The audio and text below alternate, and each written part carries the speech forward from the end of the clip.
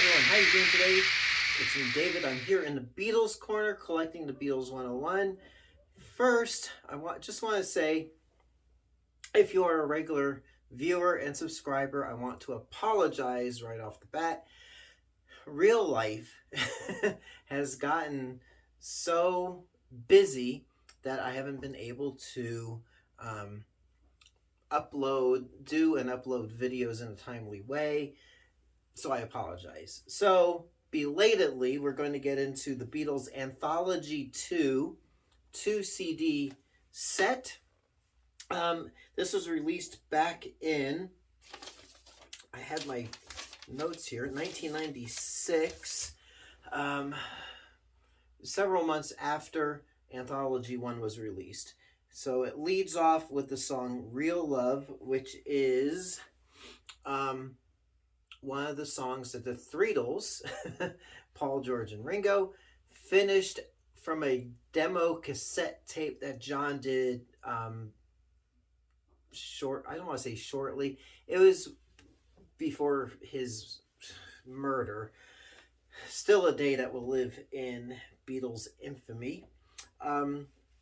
So the song Real Love, I want to do a video about Free as a Bird and Real Love, so I don't want to get too much into that track, but it's a nice, it's a nice what could have been type of deal, where if the Beatles were like the Rolling Stones and had just continued, at least until the 80s, definitely until the 90s, still, to me, top of the game. So there we go.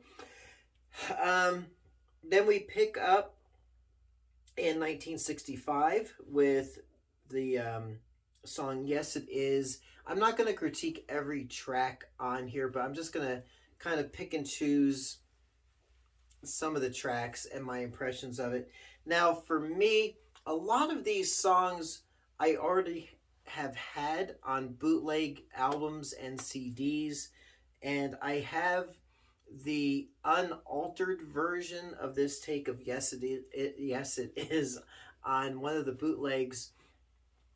And on Anthology, it starts off with a demo or early version, working version of the song, and then it gets edited into like the released version or finished version, which to me is unsettling, not right. It would have been nice if they had stuck with the unaltered earlier working version. On the bootleg, one of John's guitar strings breaks, and the take breaks down, and he's like, "String broke." So it would have been, something like that would have been just nice to hear, the behind the scenes stuff. Get an early take of I'm Down, working versions of some of the other songs, and part of, I guess, my issue, I have to go back as if it was 1996. If I was getting this for the first time and listening to it back then, what would my impressions of it be? And I think I can safely say at that point, it was nice. It would have been great. It would be great to hear a lot of these tracks for the very first time. Unfortunately, because I have a bunch of bootlegs with this material already on it, it's rather unexciting. Still, I mean, just some cool stuff on it. But then, now if we go past 1996, a lot of these tracks have been re-released on some of the Beatles, the box sets that have been, or anniversary editions that have been released since. But here, having it all together on this package,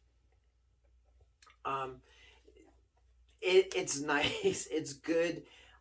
Fortunately, you can probably just get these CDs at a pretty inexpensive price. Anthology 1 I've had for years. Anthology 2 and 3 I was recently bequeathed by a friend of a friend, who was in her personal collection for years. So it's nice to be able to have these finally. Um, Getting through some of the songs, If You Got Trouble, which was a Help outtake, and theoretically that song would have been great, I think, on the Help soundtrack. People kind of lambast it for being a stupid song. It is a Ringo song.